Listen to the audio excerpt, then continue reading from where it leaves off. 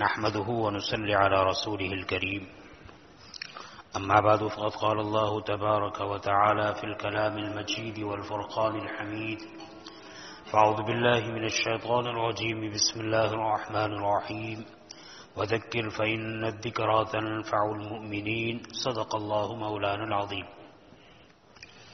میرے محترم بھائیوں، دوستوں اور بزرگوں، یہ مضمون چل رہا تھا کہ آدمی کو اللہ تعالیٰ کی شریعت ہر مقام میں، ہر جگہ پر، ہر وقت ماننے کا جذبہ پیدا کرنا چاہیے.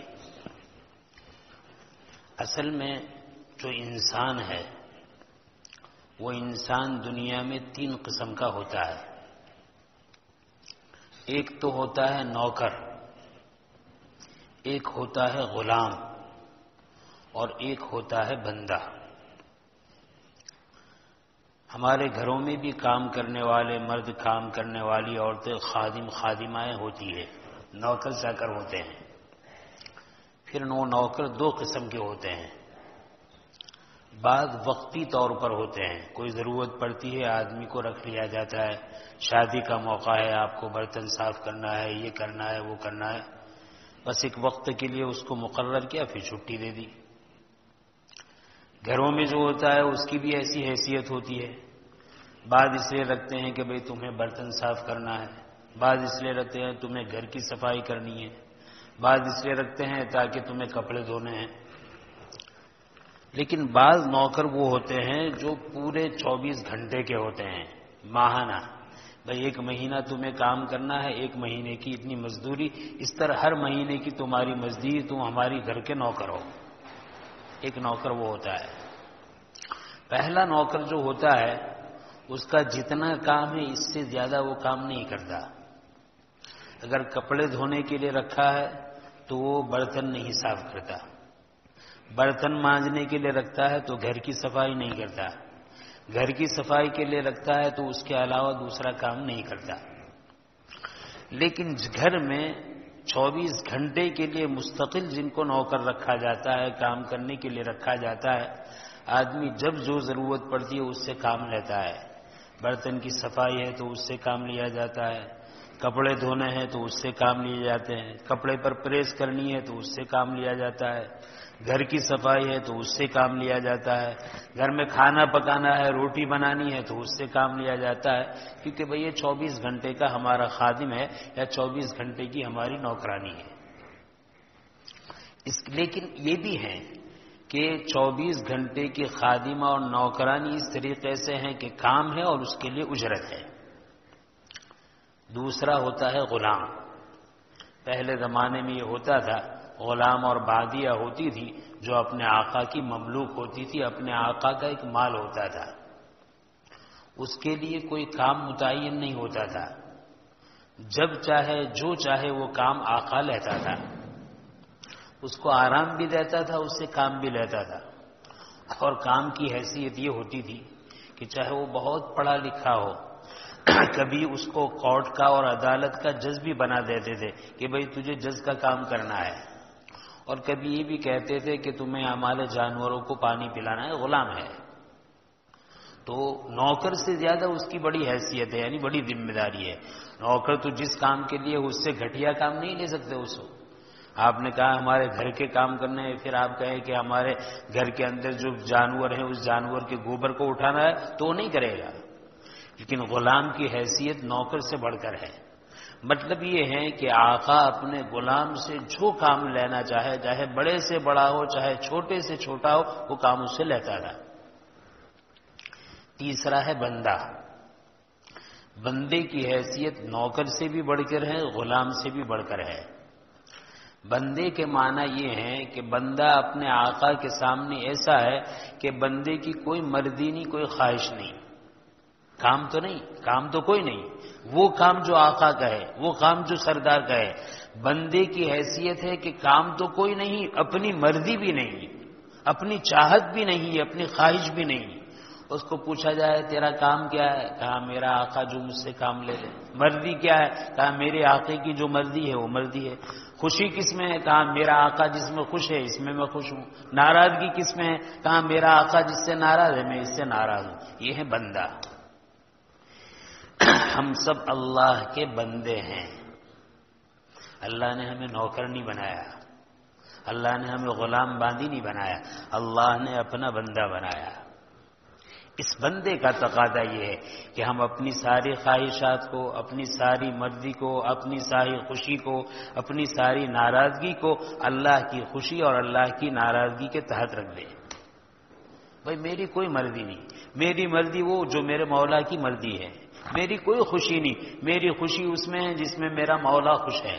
میری کوئی ناراضگی نہیں, میری ناراضگی اس میں ہے جس میں میرا مولا ناراض ہے.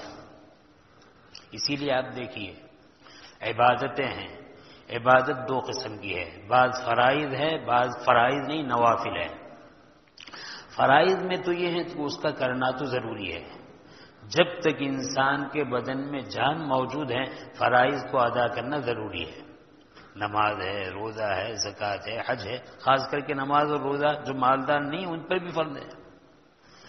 شریعت اسلام نے اس کو فرض کیا ہے, لہذا ہر حال میں فرض. ہاں لیکن شریعت اسلام نے اپنے بندوں کا لحاظ رکھا ہے, اللہ نے اپنے بندوں کا لحاظ رکھا ہے. کیا لحاظ رکھا ہے؟ تم پر نماز فرض کی ہے, روزہ فرض کیا ہے.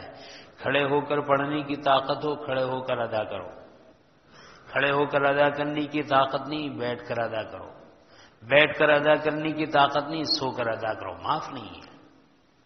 اسی طرح روزہ ہے, تم روزہ رکھو, اگر روزہ رکھنے کی طاقت نہیں بڑے دنوں میں تو چھوٹے دنوں میں رکھو, لیکن رکھنا تمہارے لیے ضروری ہے. طاقت ہی نہیں, نہ بڑے دنوں میں رکھ سکتے ہیں نہ چھوٹے دنوں میں رکھ سکتے ہیں, نہ آئندہ ایسی کوئی طاقت کی امید ہے, تمہیں فدیہ ادا کرنا ہے. تو اللہ تعالیٰ نے فرائض کو طے کیا اپنے بندوں پر, لیکن بہت آسانی رکھی. تمہیں فرمایا کہ تم وضو کرو, غسل کرو, لیکن تم اگر وضو اور غسل کر پر پابند طاقت نہیں رکھ سکتے تیمم کر لو, اور تیمم کرنے کے بعد نماز ادا کر لو. تو شریعت نے فرائض رکھے, فرائض کے اندر آسانی رکھی. شریعت اسلام نے اس طرح نوافل رکھے. لیکن نوافل میں خاص بات یہ ہے کہ آدمی جب نوافل کو ادا کرے تو نوافل کو ادا کرنے سے پہلے یہ دیکھ لے کہ یہ میرے رب کی رضا ہے, میرے رب کی مرضی ہے, میرا اپنا شوق ہے. اگر ہم نوافل ادا کر رہے ہیں, غیر واجبات اور غیر فرائض ادا کر رہے ہیں, لیکن ہمارا اپنا شوق ہے, ہماری اپنی مرضی ہے, میرے بھائی یہ عبادت نہیں ہے. عبادت تو وہ ہے جو اللہ کی مرضی ہو, اللہ کی خوشی ہو. آپ فرض میں بھی دیکھیے, نماز فرض ہے, لیکن فرض کے لیے جو وقت ہے اس میں فرض ہے. کوئی آدمی چاہے میں فجر کی نماز صبح صادق سے پہلے پڑھ لوں اور 4 کے بجائے 8 پڑھ لوں تو نماز ہی اس کی نہیں ہوگی. وہ چاہتا ہے ظہر کی نماز زوال سے پہلے پڑھ لوں اور 12 کے بجائے 24 رکعت پڑھ لوں, کوئی اعتبار نہیں. کوئی چاہتا ہے کہ ظہر کے وقت میں عصر کی نماز پڑھ لوں, کوئی اعتبار نہیں اس کو. غروب آفتاب سے پہلے مغرب پڑھوں اور 7 کے بجائے 14 رکعت پڑھوں, کوئی اعتبار نہیں. عشاء کی نماز ہے, نماز کا وقت داخل ہونے سے پہلے پڑھوں, کوئی اس کا اعتبار نہیں. نماز ہے, نماز کو نماز کے وقت میں اللہ نے وقت میں پڑھنے کو کہا ہے. وقت میں پڑھنا عبادت ہوگا, وقت سے پہلے پڑھنے پر عبادت نہیں ہوگی. اگر کسی نے فرض کو وقت سے پہلے پڑھ لیا تو ثواب تو کیا ملے گا, گناہ ملے گا کہ وقت کا فریضہ اس نے چھوڑ دیا. اور جتنا متعین کیا ہے اس سے زیادہ کرے تو بھی کام کا نہیں, کم کرے تو بھی کام کا نہیں. بھئی مغرب کی 3 رکعت ہے, کوئی کہے 4 رکعت پڑھ لوں یا 2 رکعت پڑھ لوں, تو یہ کام نہیں چلے گا. اللہ نے جتنا فرض کیا ہے, جیسا رکھا ہے ویسا. کل بتلایا تھا, اپنی مرضی یہ کوئی عبادت نہیں ہے, اپنا شوق یہ کوئی عبادت نہیں ہے. نوافل کے باب میں بھی علماء نے لکھا ہے کہ نوافل کی بہت ساری قسمیں ہیں. اب بعض حقوق اللباس سے ہیں, بعض حقوق اللہ سے ہیں. اب ایک آدمی ہے مثلا تہجد کا پابند ہے اور ماشاءاللہ پورا سال تہجد پڑھتا ہے اور اپنے وقت پر صبح صادق سے 8 گھنٹے پہلے اٹھتا ہے.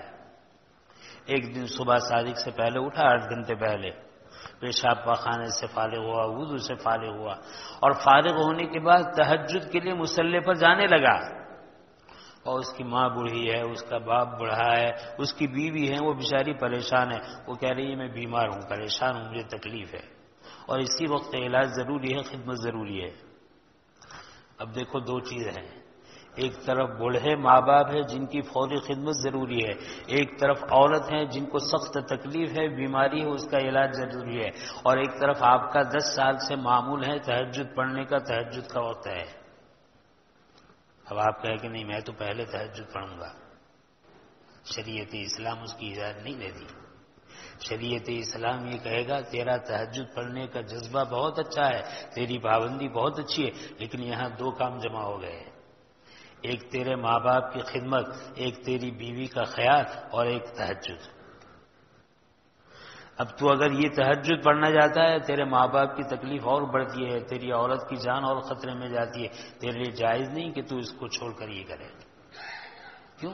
اللہ کی شریعت کیا ہے؟ ہمارا شوق ہے کہ بھئی ہم تو اتنے سال سے تہجد کے پابند ہیں، ہماری تہجد چھوٹنی نہیں چاہیے، لیکن شریعت کا تقاضا اور ہے۔ تو میرے بھائی، شریعت کے تقاضے کو پورا کرنا یہ عبادت ہے، اپنے شوق کو پورا کرنا یہ عبادت نہیں ہے۔ اس لیے ہمارے بزرگوں نے تو عجیب بات لکھی، کہا کہ ایک آدمی پڑھتے پڑھتے حافظ بن گیا، قاری بن گیا، عالم بن گیا۔ اب اس کے والدین سمجھدار ہیں، واقف ہیں اور جانتے ہیں، اس کے بعد کہتے ہیں بیٹے اب آگے پڑھنے کی ضرورت نہیں، تم آگے محنت کرو، دین کی خدمت کرو اور ہماری کفالت کرو۔ بیٹا کہتا ہے نہیں، مجھے تو مفتی بننے کا شوق ہے، مجھے تو محدث بننے کا شوق ہے، مجھے تو ادیب بننے کا شوق ہے۔ تو دیکھو یہ اس کا شوق ہے اور یہ شریعت کا تقاضا ہے۔ شریعت کے تقاضے کو پورا کرنا ضروری ہے، شوق کو پورا کرنا جائز نہیں ہے۔ ہاں، ماں باپ واقف ہو، جانکار ہو اور ان کو واقعی میں ضرورت ہو۔ ایک تو ماں باپ پیسے کے نشے میں تعلیم سے روکے، وہ الگ بات ہے، نہیں، ماں باپ کو واقعی میں تمہاری خدمت کی ضرورت ہے، تمہارے مال و دولت کی ضرورت ہے، تمہاری مدد کی ضرورت ہے، اور ماں باپ کہتے ہیں اب دین کی خدمت کرو، تم کہتے نہیں ہمیں پڑھنا ہے۔ تو ایک طرف تقاضا تمہارے پڑھنے کا ہے، ایک طرف تقاضا تمہارے والدین کی خدمت کا ہے، اور والدین واقف کار ہیں، وہ دنیا طلب آدمی نہیں ہے، صحیح ہے، لیکن ان کو ضرورت ہے۔ تو شریعت کا تقاضا یہ ہے کہ اب پڑھنا چھوڑو، اب مفتی بننے کی ضرورت نہیں ہے، اب محدث بننے کی ضرورت نہیں، اب خدمت کرو۔ علماء نے لکھا ہے ایک آدمی ویرانے میں رہتا ہے، جنگل بیابان میں رہتا ہے، جہاں ڈاکو وغیرہ بھی رہتے ہیں۔ اب وہ چاہتا ہے کہ دن کی اور نمازیں تو بستی کی مسجد میں جا کر پڑھنا میرے لیے آسان ہے، لیکن فجر کی نماز پڑھنے میں عورت کی عزت کا کچھ خطرہ ہے۔ عورت نے کہا کہ نہ، آپ وہاں جا کر نماز ادا نہ کریں، یہیں گھر پر ادا کر لیں، مجھے میری عزت کا خطرہ ہے۔ ہمارا شوق کیا ہے؟ بھائی میری تو کبھی فجر کی نماز جماعت سے فوت نہیں ہوئی ہے، اور عورت یہ کہہ رہی چھوڑو عورت کو چلے جاؤں۔ یہ شوق کو پورا کرنا ہے، یہ عبادت نہیں، یہ اللہ کی شریعت کو پورا کرنا نہیں ہے۔ ان چیزوں کو جاننے کی ضرورت ہے، اپنے شوق کو پورا کرنا۔ بس رمضان کا مہینہ آ گیا، والدین کہہ رہے ہیں، اساتذہ کہہ رہے ہیں بھائی تراویح پڑھاؤ، اور کہتے نہیں ہمیں تو عمرے میں جانا ہے۔ کس میں جانا ہے؟ عمرے میں۔ عمرے میں جانے کا شوق ہے اور یہاں یہ نافرمانی ہو رہی ہے۔ میرے بھائی یہ نافرمانی عبادت نہیں ہے، یہ تو شوق ہے۔ کسی بھی عبادت کو شوق کے طور پر پورا کرنا یہ عبادت نہیں، یہ اپنا من چلا جذبہ ہے۔ ڈاکٹر عارفی رحمۃ اللہ علیہ نے عجیب بات ارشاد فرمائی، کہا کہ حضرت مفتی تقی عثمانی صاحب دامت برکاتہم نے شکایت کی کہ حضرت کبھی ایسا ہوتا ہے ہم نے اپنا پورا دن کا معمول بنایا ہے، فلاں وقت میں فلاں کام کریں گے، فلاں وقت میں فلاں کام کریں گے، فلاں وقت میں کتاب کا مطالعہ کریں گے، فلاں وقت میں فتویٰ لکھیں گے، فلاں وقت میں کوئی کتاب دینی مضمون لکھیں گے۔ اور کبھی ایسا ہوتا ہے اس مضمون کو لکھتے ہوئے پہلے مضمون کو لکھنے کے لیے بہت ساری کتابوں کا مطالعہ کرتے ہیں، دماغ میں خاکہ تیار کرتے ہیں، اور پھر لکھنا شروع کرتے ہیں۔ کوئی آدمی آ جاتا ہے، کیوں آئے ہو؟ کہا مسئلہ پوچھ رہا ہے۔ کیوں آئے ہو؟ کہا تعویذ لینی ہے۔ کہ کیوں آئے ہو؟ پانی پڑھانا ہے۔ کیوں آئے ہو؟ اور کوئی ہمارا مسئلہ ہے اس کو حل کرنا ہے۔ کیوں آئے ہو؟ ہمیں کوئی اور کام ہے۔ کہا ہمیں بہت تکلیف ہوتی ہے، کیسے وقت آ گیا ہمارا نقصان ہوگا۔ بار بار ایسا ہوا تو انہوں نے اپنے شیخ سے شکایت کی کہ حضرت ہم دینی کام میں لگے ہوئے ہیں، بہت ساری کتابوں کے مطالعے کے بعد کوئی دینی مضمون لکھنا چاہتے ہیں اور کوئی آدمی اس طریقے سے کام لے کر آ جاتا ہے، ہمیں بڑی تشویش ہوتی ہے، کیا کریں۔ ڈاکٹر عارفی رحمۃ اللہ علیہ عالم نہیں تھے، لیکن بہت بڑے اللہ والے حضرت حکیم الامت تھانوی رحمۃ اللہ علیہ کی صحبت یافتہ تھے، تربیت یافتہ تھے۔ بڑی عجیب بات ارشاد فرمائی. فرمایا مولوی تقی آپ جو کتاب دیکھتے ہو کس کے لیے دیکھتے ہو؟ آپ جو دینی مضمون لکھتے ہو کس کے لیے لکھتے ہو؟ آپ جو فتویٰ لکھتے ہو کس کے لیے لکھتے ہو؟ آپ کے پاس جو مسئلہ پوچھنے آیا ہے اس کو مسئلہ بتاتے ہو کس کے لیے بتاتے ہو؟ اگر یہ سارا کام آپ نے اس لیے کرتے ہو تاکہ لوگ کہے کہ تقی روزانہ اتنے صفحے کا مطالعہ کرتا ہے، روزانہ اتنے صفحے لکھتا ہے، روزانہ اتنے فتوے لکھتا ہے، تو ٹھیک ہے آپ کا کام آپ جانیں. اور اگر یہ کام سارا اللہ کے لیے ہے تو آپ کے پاس اللہ کا بندہ جو اپنی ضرورت کو لے کر آیا ہے اس کو پورا کرنا یہ بھی اللہ کا کام ہے. سوچنے کی بات ہے وقت کے تقاضے کو کہ اس وقت شریعت کا کیا تقاضا ہے، اس تقاضے کو پورا کرنا بہت ضروری ہے. ماشاءاللہ ہمارے یہاں جماعت آئی. میں ایک بات کہوں، بہت اچھی بات کہوں، ہمارے جماعت کے ساتھی کا معمول ہے ہر مہینے میں 3 دن ضرور لگانا چاہیے. بہت اچھی چیز ہے، بیٹھتی چارجنگ ہونی چاہیے. اور جو ماشاءاللہ پابندی سے لگاتے ہیں وہ اس کا فائدہ بھی دیکھتے ہیں. کبھی ایسا ہو گیا کہ 3 دن لگانے کا ہمارا ہفتہ آ گیا اور ہمارے گھر میں ایسی پریشانی آ گئی، ہماری والدہ ہے، ہماری بیوی، وہ سب جانتے ہیں دینی دن منع کر رہی کہ اس مرتبہ مت جاؤ، آئندہ آپ سے چلا جانا. ہم کہے نہیں، ہم تو اپنی باری نہیں توڑیں گے. تو یہ باری کرنا توڑنا یہ دین نہیں ہے. یہ باری کرنا توڑنا یہ اپنے شوق کو پورا کرنا ہے. باری کو پورا کرنا اور باری کے روٹیشن کو نہ توڑنا یہ شوق پورا کرنا ہے، یہ دین نہیں ہے. دین یہ ہے کہ اس وقت ٹھہر جاؤ، آئندہ اس کی تلافی کر لو. دیکھو ایک بات یاد رکھو، اگر اس طریقے سے ایک مرتبہ چھوڑا دوسری مرتبہ اس کی تلافی کر لو، رک نہ جاؤ. اگر ایک مرتبہ رکے، دوسری مرتبہ رکے، تیسری مرتبہ تو شیطان بیٹھا رہے گا. ہاں کبھی ایسے حالات آ جاتے ہیں آگے پیچھے کرنا کر لے. جبکہ ہمارے گھر میں بھی دیندارانہ مزاج ہے اور وہ ماشاءاللہ اس کام میں ہماری معاون ہے اور چاہتی ہے کہ ہمارا شوہر ماشاءاللہ 3 دن لگائے. لیکن وقت سے ایسا تقاضا ہے کہ بھائی اس وقت آپ 3 دن نہ لگائے، اس وقت 10 دن نہ لگائے، اس وقت چلا نہ لگائے، آگے پیچھے کر لے. وقت کا تقاضا ہے. تقاضا یہ ہے کہ شریعت اس کو پڑھ ہے، یہ ہے تقاضا شریعت. تو میرے بھائی مجاز شریعت کو پہچاننا، تقاضے شریعت کو پہچاننا اور اس کے مطابق عمل کرنا یہ بہت بڑی چیز ہے. عجیب بات ہے. دیکھو نبی کریم صلی اللہ علیہ وسلم پوری امت کے نبی ہیں، پوری امت کے رسول ہیں. اور ہر مومن کو چاہے وہ عملی اعتبار سے کتنا ہی بڑا گنہگار کیوں نہ ہو اپنے نبی کی محبت اپنے دل میں ضرور رکھتا ہے. مجھے بتانا ہے ایک طرف نبی کی محبت ہے اور ایک طرف نبی کا حکم ہے. بعض مرتبہ پر نبی کی محبت پر نبی کے حکم کو مقدم کرنا ضروری ہے. اویس قرنی رحمۃ اللہ علیہ اپنی والدہ کی خدمت میں لگے ہوئے ہیں. نبی کریم صلی اللہ علیہ وسلم مدینہ منورہ میں حیات ہے. دور دور سے لوگ آ رہے ہیں اور آپ سے ملاقات کر رہے ہیں اور جو آپ کی زیارت کرتا ہے صحابی بن رہا ہے. اویس قرنی کو بھی ارادہ ہوا، کون مومن ہوگا جس کو نبی کی زیارت کی طلب نہ ہو، بلکہ طلب نہ ہو. طلب نہیں طلب ہوتی ہے کہ میں اپنے آقا کی زیارت کروں. اویس قرنی کا دل نبی کی زیارت کے لیے تڑپ رہا ہے، لیکن ایک طرف والدہ کی خدمت ہے. نبی کریم صلی اللہ علیہ وسلم سے ارادہ ظاہر کیا کہ والدہ کی خدمت چھوڑ کر آپ کی خدمت میں حاضر ہونے کا ارادہ ہے. اللہ کے رسول نے منع فرمایا نہیں، والدہ کی خدمت کرو. ایک طرف محبت ہے، ایک طرف آپ کا ارشاد ہے، آپ کا اشارہ ہے. نبی کریم صلی اللہ علیہ وسلم دنیا سے تشریف لے گئے. اویس قرنی نہ آ سکے، زیارت نہ کر سکے، صحابی نہ بن سکے، لیکن اللہ کے رسول کا جو ارشاد تھا اس ارشاد کو مضبوطی سے پکڑا کہ نہیں، ماں باپ کی خدمت کو لازم پکڑا. نبی کریم صلی اللہ علیہ وسلم نے ان صحابہ کو جو لوگ آپ کی خدمت میں آتے تھے، آپ کے ہاتھ پر ایمان لاتے تھے، صحبت صحابیت سے، شرف صحابیت سے مالا مال ہوتے تھے، آپ ان صحابہ کو فرما رہے ہیں. اور عام صحابہ نہیں، جلیل القدر صحابی. مسلم شریف کی روایت اور دیگر کتب سے معلوم ہوتا ہے حضرت عمر ابن خطاب رضی اللہ تعالیٰ عنہ جیسے جلیل القدر صحابی، جن کے بارے میں نبی کریم صلی اللہ علیہ وسلم فرماتے ہیں لو کان بعدی نبی لکان عمر. اگر میرے بعد اللہ تعالیٰ کسی کو نبی بناتے تو عمر کو نبی بناتے. اتنا بڑا مقام. اس عمر سے آپ صلی اللہ علیہ وسلم فرما رہے ہیں کہ اے عمر، قرن کا ایک میرا امتی ہے اویس، اگر اس کی ملاقات ہو جائے تو اس کے لیے اس سے دعا کی درخواست کرنا. یہ مقام اللہ نے کس کو دیا؟ اویس قرنی کو دیا. کس بنیاد پر دیا؟ اس بنیاد پر دیا کہ ماں باپ کی خدمت کے لیے نبی کی زیارت کو چھوڑ دیا نبی کے ارشاد پر.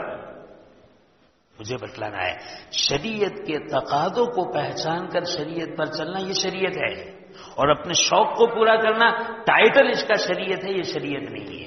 اللہ تعالیٰ یہ سمجھ ہمیں نصیب فرمائے، اللہ تعالیٰ یہ شعور ہمیں نصیب فرمائے. وقت کا تقاضا کیا ہے، وقت کی شریعت کیا ہے، وقت کا کام کیا ہے، اللہ اس وقت کس چیز سے چاہتے ہیں، کس چیز سے راضی ہے، کس چیز سے ناراض ہے. میں سب کی بات نہیں، اپنا حال بیان کرتا ہوں، اور ہر ایک اپنا حال بیان کر سکتے. آج کل ایک تو ہماری عبادت ہی کیا ہے، اور اگر ٹوٹی پھوٹی کچھ عبادت ہے بھی تو عبادت بہت زیادہ شوق ہے. ہمیں شوق ہے، ہمیں مفتی بننے کا شوق ہے، ہمیں ادیب بننے کا شوق ہے، ہمیں عمرے کا شوق ہے، ہمیں فلاں کا شوق ہے، ہمیں فلاں کا شوق کی وجہ سے ہماری عبادت ہو رہی. مزہ آ رہا ہے، چلو ذرا گھوم کر آ رہا ہے.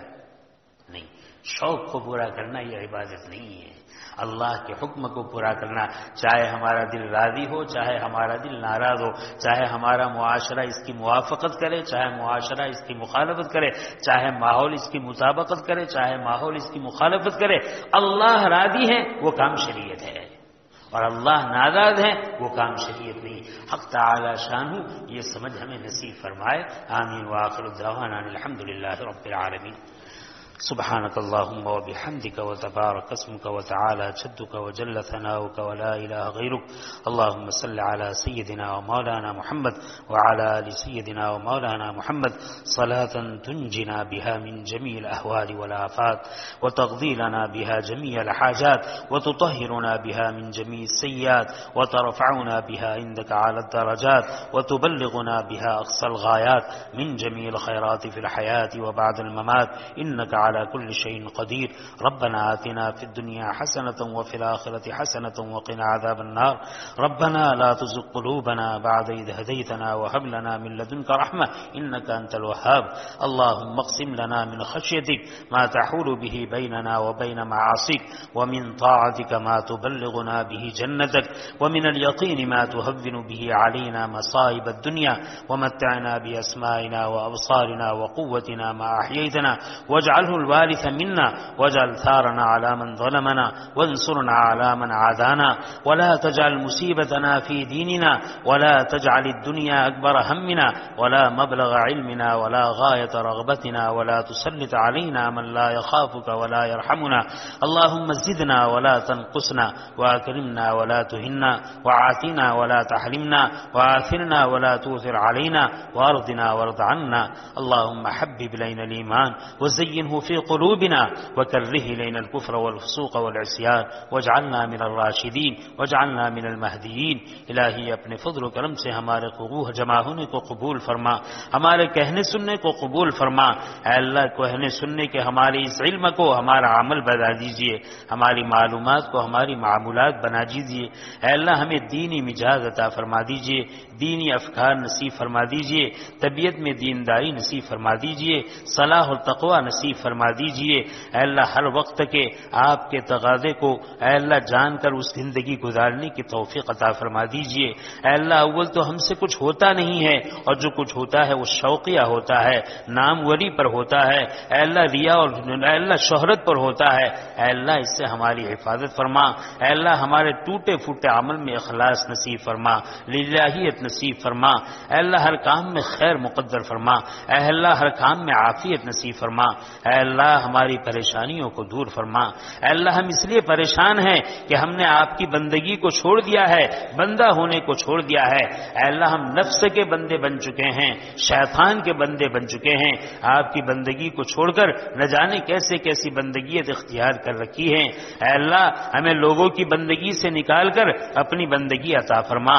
اے اللہ اے ہمارے معبود ہمیں سچا عابد بنا دیجئے، ہمیں سچا ساجد بنا دیجئے، ہمیں سچا عبادت عبادت گزار بنا دیجئے، ہمیں اخلاص عطا فرما دیجئے، اے اللہ ہمارے ہر کام کو آپ کی رضا کے لیے کرنے کی توفیق عطا فرما دیجئے۔ اے اللہ ریاکاری عام ہو چکی ہے، اے اللہ ہوتا کم ہے اور دکھلاوا زیادہ ہوتا ہے، اے اللہ اس ریا سے ہماری حفاظت فرما، اے اللہ شہرت سے ہماری حفاظت فرما، اے اللہ گناہ کر کے یاد ہیں اے اللہ اس پر رونا نہیں آتا، اے اللہ ریا والے عمل کر کے دکھلاوا کرتے ہیں اور اس سے اپنی عزت چاہتے ہیں، اے اللہ اس سے ہماری حفاظت فرما، اے اللہ ہمیں اخلاص نصیب فرما، توبۃ نصوحہ نصیب فرما، اعمال صالحہ سے مالا مال فرما، اعمال رذیلہ سے ہماری حفاظت فرما، اے اللہ ہماری نسلوں کی حفاظت فرما، اے اللہ آپ جو دین کی باتیں سنوا رہے ہیں اے اللہ ہم سب کو صحیح سمجھ نصیب فرما، اے اللہ ہمارے اللہ ہماری چالوں کو اے اللہ ہم سے زیادہ آپ جانتے ہیں، ہماری برائیوں کو آپ ہم سے زیادہ جانتے ہیں، اے اللہ ان برائیوں کو ختم فرما، اے اللہ ان برائیوں کو ختم فرما، اے اللہ ہمیں سچا پکا مومن بنا دیجئے، اے اللہ ہمیں سچا پکا مومن بنا دیجئے، اے اللہ وہ 313 تھے، ہزاروں کے رخ کو موڑ دیتے تھے، کروڑوں کی شکل میں ہیں، کوئی حیثیت نہیں ہے، اے اللہ دین کی ناقدری ہم سے ہوئی ہے، اے اللہ قرآن و سنت کی ناقدری ہم سے ہوئی ہے، اے اللہ دین کو ہم نے تماشا بنا رکھا ہے، دنیا ہمیں تماشا بنا رکھی ہوئی ہے، اے اللہ دین کو تماشا بننے سے ہماری حفاظت فرما اور دین کو حقیقت کے ساتھ اپنانے کی توفیق عطا فرما، اے اللہ تیرے دین پر استقامت پر جو وعدے ہیں اے اللہ وہ ہمیں عطا فرما، اس پر ہمیں سچا یقین نصیب فرما، اے اللہ اس پر سربلندی نصیب فرما، اے اللہ امت مسلمہ ذلیل اور خار ہو چکی ہیں، رسوا اور ذلیل ہو چکی ہیں، اے اللہ قدم قدم پر اے اللہ بے حیثیت ہو چکی ہے، اے اللہ اس کو سچی پکی توبہ نصیب فرما، اے اللہ ذلتی کے گھڑے سے نکال کر عزت والی زندگی نصیب فرما، عافیت والی زندگی نصیب فرما، اے اللہ پوری امت کو ہدایت نصیب فرما، اے اللہ امت کو ہدایت نصیب فرما، اے اللہ بے نمازوں کو نمازوں کا اہتمام نصیب فرما، روزہ چھوڑنے والے کو روزے کی پابندی نصیب فرما، زکوٰۃ ادا نہ کرنے والے کو زکوٰۃ کی ادائیگی کا اہتمام نصیب فرما، اے اللہ تیرے جو بندے ہدایت سے دور ہیں، اے اللہ جو فرقہ ضالہ کے شکار ہیں، اے اللہ سب کو ہدایت نصیب فرما، اے اللہ اپنا نیک بندہ بنا لے، اپنا سچا بندہ بنا لے، اے اللہ امت میں نبی کریم صلی اللہ علیہ وسلم کا امتی جہاں کہیں بھی ہے اے اللہ ان کے جان کی، مال کی، عزت کی، آبرو کی حفاظت فرما، اے اللہ ہمارے اس ملک ہندوستان کی حفاظت فرما، اے اللہ اس میں خیر کو مقدر فرما، شرور و فتن کو ختم فرما، اے اللہ عصبیت کو ختم فرما، تعصب کو ختم فرما، اے اللہ ہمدردی اور غمخواری پیدا فرما، اے اللہ انسانیت کا احترام نصیب فرما، انسانیت کے حقوق کو پہچان کر اس کے حقوق کی ادائیگی کا اہتمام نصیب فرما، اے اللہ اس امت کا بہت بڑا حق ہم پر یہ تھا کہ ہم کو عملی شکل میں دین کو پیش کرتے، اے اللہ نہ عملی شکل میں پیش کر سکے نہ زبانی شکل میں پیش کرے، اے اللہ اس کا خمیازہ ہم آپ بھگت رہے ہیں، اے اللہ اس جرم عظیم کو معاف فرما، اے اللہ ہمیں صلاح و تقوی نصیب فرما، اے اللہ ہمیں صلاح و تقوی نصیب فرما، اپنا تعلق نصیب فرما، اپنی نسبت نصیب فرما، اے اللہ نمونہ اسلاف بنا دیجئے، اے اللہ غیر تو غیر ہماری بھی ہم سے پریشان ہے، اے اللہ ہمارے بھائی بہن ہم سے پریشان ہے، ہمارے رشتہ دار ہم سے پریشان ہے، ہمارے پڑوسی ہم سے پریشان ہے، اے اللہ اخلاق کا دیوالیہ نکل چکا ہے، اے اللہ ہم درندے بن چکے ہیں، اے اللہ مسلمانوں کے گھر میں اسلامی نام کے ساتھ درندے بس رہے ہیں، اے اللہ درندگیت کو نکال دیجئے، اے اللہ انسانیت عطا فرما، انسیت عطا فرما، محبت عطا فرما، ہمدردی عطا فرما، غمخواری عطا فرما، بھائی چارگی نصیب فرما، ایثار نصیب فرما، ہر اے اللہ اخلاق فاضلہ سے ہمیں مالا مال فرما، ہر عادات رذیلہ سے ہماری حفاظت فرما، اے اللہ ہر خیر کو مقدر فرما، ہر شر سے حفاظت فرما، جو کچھ مانگا وہ بھی عطا فرما، جو کچھ رہ گیا اپنے فضل سے اس سے بڑھ کر اور بہتر عافیت کے ساتھ بے مانگے نصیب فرما۔ الہ العالمین ہماری دعا کو اپنے فضل و کرم سے، اپنے اسماء حسنہ کی برکت سے اور حضرات انبیاء اور رسول علیہم الصلاۃ والسلام کے صدقہ طفیل قبول فرما۔ اللهم انا نسألك من خير ما سألك منه نبيك وحبيبك محمد صلى الله عليه وسلم، ونعوذ بك من شر ما استعاذك منه نبيك وعبدك محمد صلى الله عليه وسلم، وأنت المستعان وعليك البلاغ، لا حول ولا قوة إلا بالله العلي العظيم۔ ربنا تقبل منا إنك أنت السميع العليم أجمعين وتب علينا إنك أنت التواب الرحيم وصلى الله تعالى على خير خلقه سيدنا ومولانا محمد وآله وصحبه أجمعين آمين برحمتك يا أرحم الراحمين.